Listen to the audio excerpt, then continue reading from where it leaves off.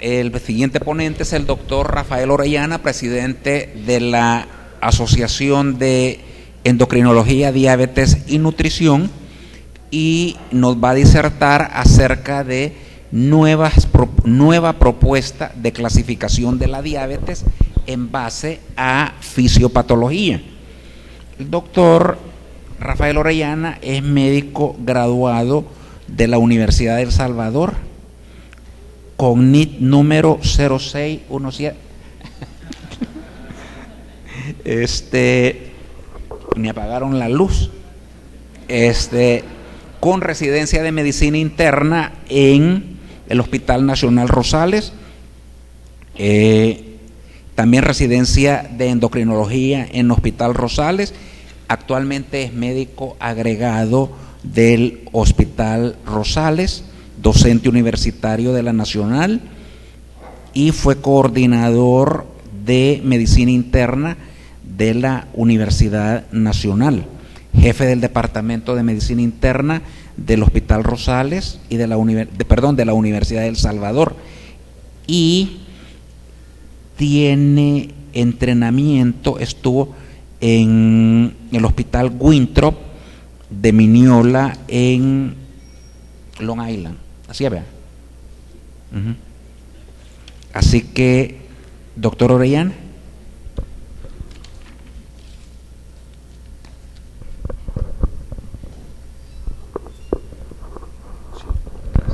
Buenas.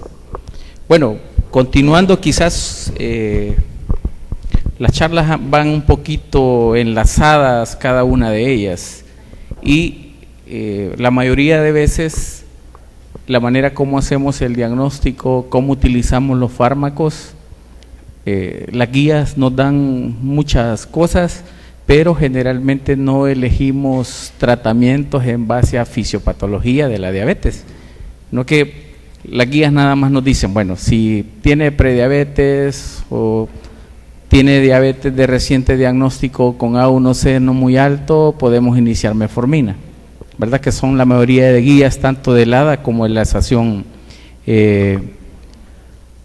Americana de Endocrinólogos Clínicos. Entonces, vamos a hablar, nada más es traerles un artículo en base a elección de fármacos en base a fisiopatología, y que uno puede identificar algunos pacientes, parte de lo que hablaba el doctor Amador. Muchos pacientes son delgados, hacen dieta y ejercicio y terminan siendo diabéticos, y ese paciente probablemente no va a ser tratado con hipoglicemiantes orales, sino que 50 años y rapidito le ponemos insulina. A esos son los diabéticos que se clasifica como tipo LADA, ¿verdad? Entonces, parte es esto, cómo poder identificar algunos pacientes que realmente tienen diabetes tipo 1 o tienen diabetes tipo 2 o son LADA.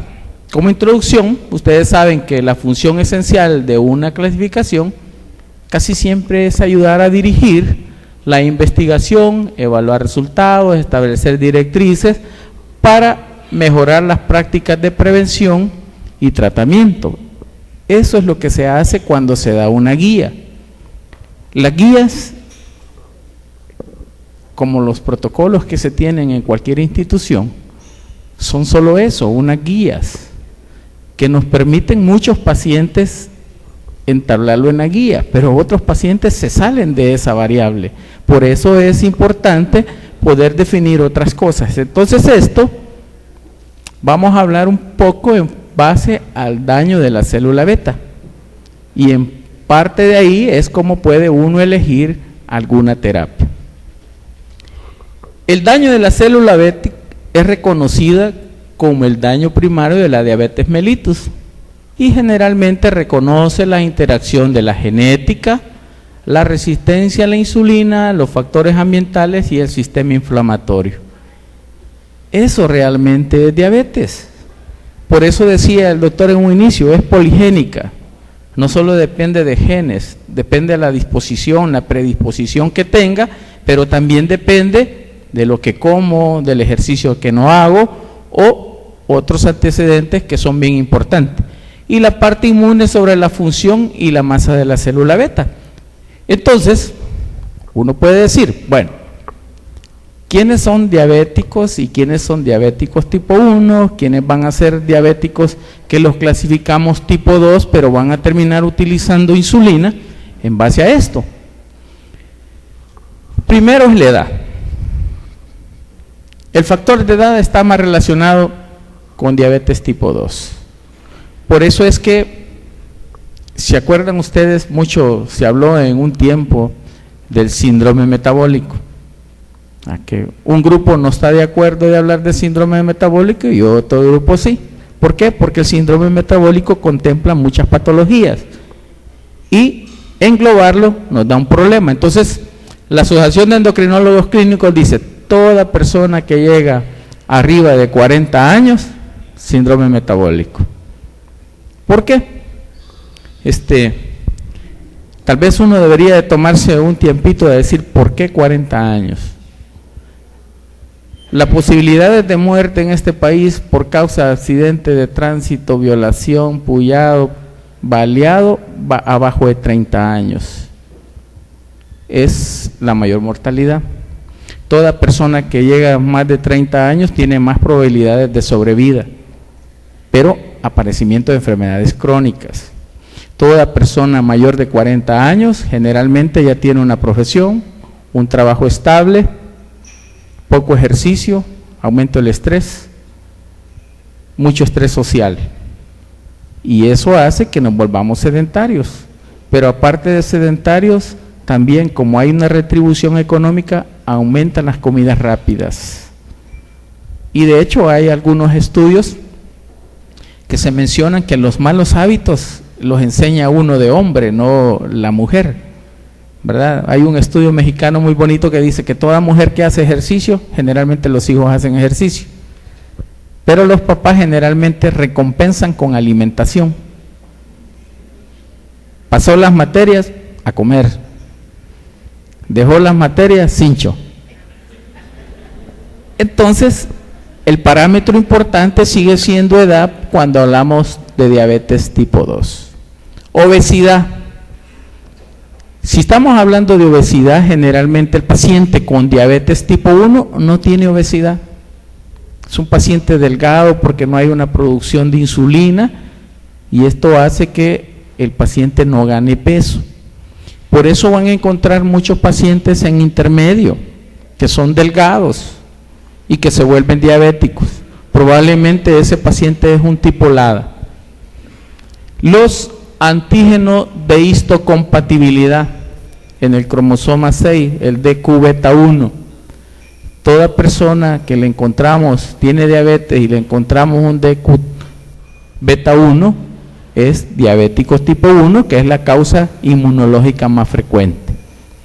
Si vemos aquí abajo síndrome metabólico, un paciente que tiene hipertensión, obeso, dislipidemia, hablamos de diabetes tipo 2, que son parámetros fundamentales, pero aparte de eso, los anticuerpos anticarboxilasa, anticuerpos anticélulas beta, hablamos de diabetes tipo 1. Sin embargo, en un paciente delgado que vemos que llegó, estaba catalogado como diabético, le dimos hipoglucemiantes orales y llega a la emergencia en una cetoacidosis, pues uno debería de mandarle anticuerpos, porque probablemente ese paciente lo hemos clasificado mal y es un diabético tipo 1. Otros factores como el TCF7L2, que muchas veces se encuentran en genes familiares, en el cromosoma 11, que muchas veces lastimosamente nosotros no los hacemos aquí, pero si ustedes ven, en cuanto al aparecimiento de diabetes, indios pimas a la cabeza, raza negra, que son los segundos, y luego seguimos nosotros los latinos. O sea que tenemos una alta incidencia y prevalencia de diabetes. Lastimosamente no tenemos estudios. Sistema de inflamación más frecuente asociado a diabetes tipo 2, ¿verdad? Y esto se ha hecho mucho y existieron muchos estudios, pero se han hecho con dislipidemia. Recordarán el estudio Júpiter. En el estudio Júpiter midieron colesterol, pero aparte de eso midieron PCR. porque tiene mucho que ver la inflamación tanto en diabetes tipo 1 como en el síndrome metabólico. Destrucción de células, aumento de las células T, que es una causa inmunológica, generalmente está bien asociado con diabetes tipo 1 y pueden asociarse a diabetes tipo 2. Péptido C. El péptido C es equimolar a la cantidad de insulina que se produce. Por esa razón es que uno puede mandar en pacientes que está ya catalogados como diabéticos y que estamos utilizando insulina, mandar péptido C para saber si realmente está produciendo. Si el paciente no produce nada de péptido C, estamos hablando de diabetes tipo 1. Pero si nosotros encontramos péptido C en un paciente, quiere decir que todavía produce insulina, está más relacionado con diabetes tipo 2. Y si yo mido en cuanto a tratamiento la insulina, bueno, obviamente parte de lo de la clasificación que mencionaba el doctor Molina es que todo paciente con diabetes tipo 1 debe de utilizarse insulina. Sin embargo, ustedes ven pacientes con diabetes tipo 2, algunos van a estar con insulina, y los pacientes con LADA, que la mayoría de ellos van a llegar a utilizar insulina de una manera previa. Entonces, estas vías de meditación y de la hiperglicemia se deben a la traducción de las predisposiciones genéticas a la resistencia a la insulina. La susceptibilidad a las influencias ambientales o la regulación inmune y a la inflamación de las células beta disfuncionales predispuestas, o se acabó la batería, o bueno, predispuestas al aparecimiento de diabetes. Pero una de las cosas importantes es esta parte. Todos, cuando hablamos de diabetes, hablamos de resistencia a la insulina. Pero la resistencia a la insulina se debe a causa poligénica, alteraciones poligénicas o monogénicas, propias del daño de mutaciones en los genes. Si a esto le aumentamos el medio ambiente, que nos va a causar una alteración epigenética y un cambio estructural en el gen, por eso es que el Epstein-Barr, por ejemplo, está bien asociado a diabetes tipo 1. El citomegalovirus está asociado a diabetes tipo 1.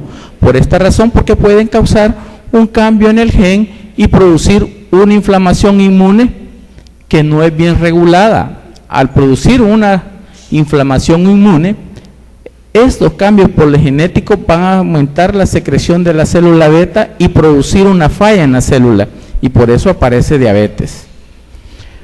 Por esa razón es que cuando hablamos de diabetes tipo 2, el doctor decía, cuando la descubrimos generalmente ya tienen 10 años antes. Por eso es que muchos pacientes debutan y le acabamos de hacer el diagnóstico y ya tiene daño oftalmológico, ya tiene daño renal, o muchos debutan con un infarto, por esa razón. Sin embargo, cuando hablamos de diabetes tipo 1, como no hay del todo resistencia a la insulina, sino falla completa de la célula beta, debuta con cetoacidosis diabética, por esa razón. Entonces, las vías mediadoras de la hiperglicemia que contribuyen a la disfunción de la célula beta influyen el hígado, el músculo y el tejido adiposo. Vean que estos tres órganos siempre están juntos. ¿Por qué? Porque son órganos asociados a la resistencia a la insulina. Por eso es que cuando surgió el aparecimiento de diabetes, lo primero que se utilizó fue metformina en diabetes tipo 2, porque es una de las que actúa sobre resistencia a la insulina. El cerebro, el colon, sufren una desregulación inmune, porque hoy en día también se sabe que ya no solo el tejido adiposo forma parte. Yo a veces digo, cuando uno empieza a leer de nuevo las 6 vías de la glucosa, la gluconeogénesis, la glicosis, la vía de las pentosas, hasta el ciclo de Cori tiene hoy. Probablemente cuando estábamos en la universidad, en el área básica, ni nos gustaba.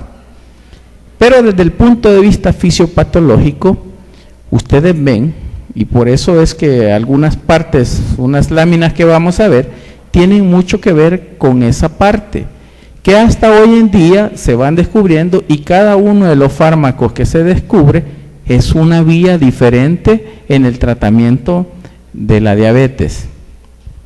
Y entonces hoy en día hablamos de 11 mecanismos de acciones, 11 alteraciones fisiopatológicas que nos producen diabetes y 11 medidas que uno debería de tomar en cuenta a la hora de prescribir un fármaco. Entonces, el común denominador es el daño de la célula beta. Entonces, si nos vamos al páncreas, las células betas, puede sufrir una disfunción o una disminución de la célula beta y una disminución de la masa de la célula beta. ¿Qué nos va a producir esto? Disminución de insulina.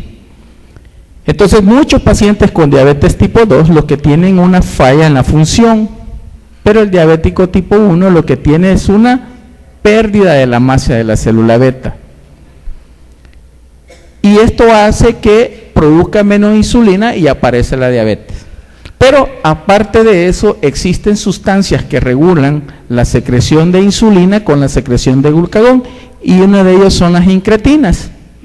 Entonces, las incretinas, ¿qué es lo que hacen? Disminuir la secreción de glucagón, aumentar la secreción de incretinas, y esto hace que controlen la hiperglicemia.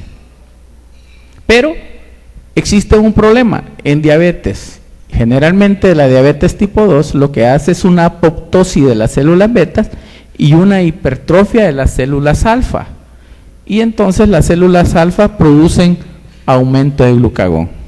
Y por esa razón, ese desequilibrio entre la cantidad de incretinas que está bajo más el aumento de glucagón nos producen hiperglicemia. Pero ya cuando producen hiperglicemia desde el punto de vista secreción de insulina y secreción de glucagón, inician un incremento de la lipólisis a nivel del tejido adiposo. Entonces empezamos a producir un aumento de glucosa por el tejido adiposo, pero no solo glucosa, acuérdense que ahí se acumulan los triglicéridos, y los triglicéridos al degradarse producen ácidos grasos, y esos ácidos grasos son los que incrementan la lipólisis, y estos hacen que haya resistencia a la insulina. Si a esto le agregamos que en el músculo no hacemos ejercicio, no tenemos actividad, esto va a hacer que disminuya la captación periférica del músculo de la glucosa. ¿Por qué? Porque los GLUT4 que están ahí se internalizan, y de esta manera tampoco vamos a poder utilizar glucosa por el músculo. A esto se le llama sarcopenia. Perdemos la cantidad de masa muscular y se llena de grasa el músculo, y esto lo vuelve flácidos y débiles. Por eso es que en la medida que vamos aumentando de edad, si no hacemos ejercicio, perdemos reflejos y se pierde fuerza muscular. Además de eso, el sexto incrementa la producción hepática de glucosa, que era una de las partes que mencionaba el doctor Amador. Por eso aumenta la glucosa de ayuno. Entonces, si yo tengo una glucosa en ayunas alteradas, ¿qué me está traduciendo? Resistencia a la insulina. Si yo tengo un test de tolerancia a la glucosa anormal o resistencia de tolerancia a la glucosa, estamos hablando de resistencia a la insulina. Pero aparte de esto, también sufre cambios a nivel del cerebro. Incrementa el apetito. Si yo no utilizo, si mi músculo no utiliza glucosa, el hígado está produciendo, pero no lo utilizo como una fuente de energía, voy a tener cambios cerebrales y voy a aumentar el apetito. Disminuye la dopamina en la mañana, ¿verdad? Por eso es que hoy en día también se utilizan medicamentos dopaminérgicos, ¿verdad? La bromocriptina, por ejemplo, para el tratamiento de la diabetes, porque producen un incremento de la síntesis del tono simpático y todo el día andamos con hambre. Pero aparte de eso, también tiene mucho que ver la microbiota, las anormalidades en el colon, ¿verdad? Por una disminución de la secreción de GLP-1. Existen hoy ya estudios donde la microbiota tiene mucho que ver. Ustedes saben que la mayoría de nosotros, las bacterias intestinales, algunas de ellas van a producir un aumento en la absorción de carbohidratos. Y por eso es que ya se comercializan cápsulas, ¿verdad? Jamás haber pensado que lo íbamos a comprar. Pero el que tiene una microbiótica adecuada para disminuir la obesidad va a tener menos riesgos. Aparte de eso, una alteración inflamatoria inmune y un efecto de la amilina.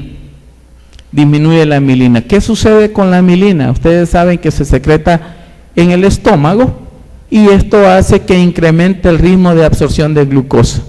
Entonces, hoy en día, cada vez que nosotros comemos muy rápido y el estómago rápidamente mueve la actividad del alimento, hay una secreción alta de insulina.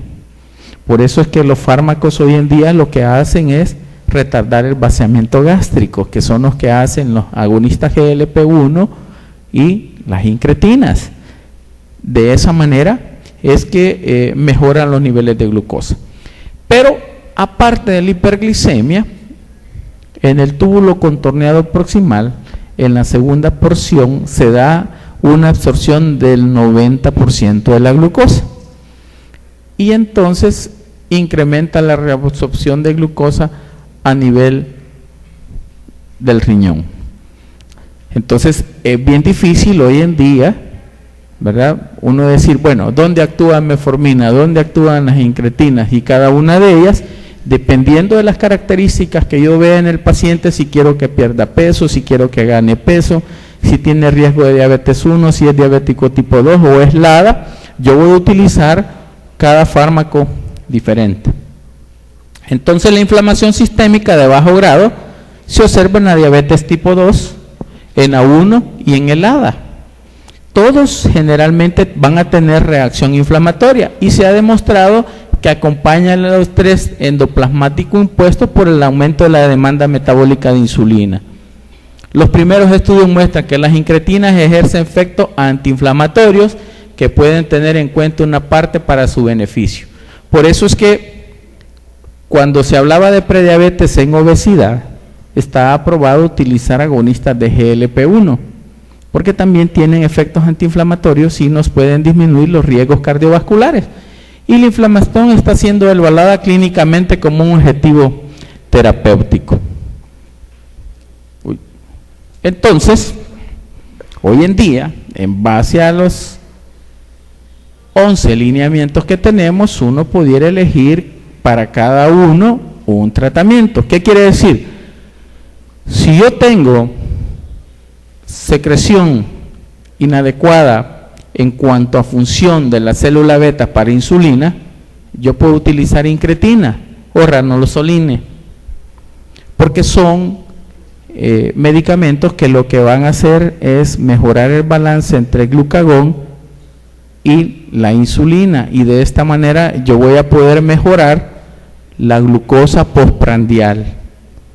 Si es un diabético tipo 1, obviamente se están haciendo estudios incluso de darles incretina, pero lo que se utiliza ahí son insulina en bolos, ¿verdad? Por eso es que le damos al diabético tipo 1 insulina preprandial. Si yo estoy hablando que el efecto de incretina está disminuido porque aumenta el glucagón, pues el tratamiento es incretinas. Ahí hablamos, ¿verdad?, de inhibidores de DPP4, o sea, inhibidores de la dipeptidilpeptidasa 4, que ya tenemos como 5 en el mercado, y esta a la vez controla la secreción de glucagón, y por eso es que sigue siendo dar incretinas o pranlintide, que también es un fármaco que nos ayuda a esta parte de controlar la secreción de glucagón e insulina. Pero si el paciente está gordito y vemos que tiene acantosis nigricans, estamos hablando de resistencia a la insulina. Y entonces, ¿qué es lo que mejor nos va ahí? Si estamos hablando de tejido adiposo, tiazolindradionas y metformina. Si estamos hablando de músculo, tiazolindandionas y metformina. Si estamos hablando de hígado, tiazolindandionas y metformina. Por eso es que ustedes ven ahora en día que el tratamiento combinado se inicia de inmediato muchas veces, porque son pacientes que tienen niveles altos de glucosa, que están obesos, que tienen resistencia a la insulina, y por esa razón es que a la mayoría de ellos se les incluye insulina. De hecho, ustedes van a ver todos los fármacos nuevos vienen acompañados de metformina, porque estamos actuando sobre varias vías. Si estamos hablando a nivel cerebral, las incretinas también pueden dar y actuar. De hecho, la metformina en el 33% de que se utiliza también puede causar anorexia. Por eso es que muchas personas dicen, mire, con la metformina no me da nada de hambre, por esta razón. Pero las incretinas y las dopaminas hacen una supresión del apetito. Entonces, ahí es donde utilizamos en un paciente obeso combinaciones, inhibidor de DPP4 más metformina, porque vamos a tener un efecto cerebral y a través un efecto de resistencia a la insulina. Si nos vamos a nivel del colon, también la microbiota tiene mucho que ver. Por esa razón es que hoy en día ustedes ven tantos anuncios que traen probióticos, porque también se sabe que los probióticos nos pueden mejorar la cantidad y las evaluaciones de la glucosa. Por eso es que también se utilizan probióticos si creemos que existe una alteración de la microbiota. Pero también se utiliza incretina y metformina. De metformina, pues el doctor Chicas nos va a hablar un poquito después de eso, porque cuando hablamos de metformina hoy en día se sabe también que no como antes creíamos que era un hipoglicemiante leve, no, es un hipoglicemiante fuerte que tiene varios mecanismos de acción, y uno también está a nivel intestinal. Por esa razón es que podemos utilizar metformina combinados con incretinas, y entonces uno dice, bueno, si yo hago esta combinación probablemente voy a tener una alteración pancreática, disminuido en la resistencia a la insulina, acción cerebral, pero a la vez acción sobre la microbiótica. Alteraciones inmunológicas e inflamación. ¿Cuáles son los fármacos que nos ayudan ahí? Siempre las incretinas, anticuerpos antiinflamatorios, moduladores inmunes. Por eso es que ustedes ven que todos los medicamentos monoclonales que se están utilizando, por ejemplo en artritis reumatoidea, que vienen en base a esto, porque una de las cosas que hablábamos es alteración de las células T, ¿verdad? Y esto es lo que hace la parte de la inflamación. Actuar a este nivel, y por eso realmente pueden verse mejoría en muchos pacientes. Amilin, disminución. Esto hace que a nivel del estómago podamos utilizar agonistas GLP-1. Los agonistas GLP-1, el mecanismo de acción a nivel gástrico es el entecer el vaciamiento gástrico. Sucede que muchos pacientes, por ejemplo, cuando les hacen el bypass gástrico, solo dejan, digamos, lo que es el puño de estómago, pueden hacer un vaciamiento rápido, y esto hace que secreten una gran cantidad de insulina. Esos pacientes presentan hipoglicemia generalmente, ¿verdad? Esto es lo que trata de hacer el fármaco, el entecer el vaciamiento. Al entecer el vaciamiento yo voy a tener un mejor control de secreción de insulina. Por esa razón es que primero aumenta la saciedad, ¿verdad? Por eso es que los agonistas GLP-1 están utilizados para perder peso. Están también recomendados en obesidad, y nosotros lo utilizamos para el control de la glucosa, pérdida de peso y mejorar el vaciamiento gástrico. Y por último, hablamos de los SGLT2. Como el 90% se absorbe en la segunda porción del conducto proximal, todos sabemos que tenemos un umbral renal de 160 a 180. Por esa razón es que hacer el diagnóstico de diabetes es a veces complicado, porque si aquí nos ponemos, levantamos la mano, ¿cuántos de nosotros nos hemos tomado la glucosa en ayuno en el último año? Probablemente no, ¿verdad? Van a ser muy pocos. Por eso es que no se hace el diagnóstico de diabetes oportuno, ¿verdad? Porque no nos tomamos los exámenes. ¿Cuándo voy a presentar síntomas? Cuando está arriba de 180, pero antes de eso no voy a tener síntomas. Entonces el diagnóstico es puramente de laboratorio, tomar exámenes, que es lo que nos corresponde, pero no lo hacemos. Entonces estos fármacos, ¿qué es lo que hacen? Bajar el umbral renal a 70, y entonces todo lo que yo como en azúcar lo voy a estar orinando. ¿Cuál es el problema muchas veces? Que tenemos que cambiar. Yo antes decía el cassette, pero hoy ya no es cassette, no, que es el microchip, porque la medicina ha ido cambiando a una velocidad y probablemente nosotros no lo cambiamos mentalmente. Y uno de los ejemplos es la forma de orinar, porque en educación en diabetes es complicado, porque las cosas han ido cambiando, ¿verdad? Con estos fármacos, ¿qué es lo que se hace? Eliminar azúcar por la orina, y con un umbral renal hasta 70. Entonces, ¿qué voy a obtener yo? Pérdida de peso, porque estoy botando todo el azúcar. 2, ¿qué le decíamos antes al paciente? Si usted tiene poliuria, probablemente tenga diabetes. Con estos fármacos ya no podemos decir eso, porque ese es el mecanismo de acción, que aumenten, que orinen, ¿verdad?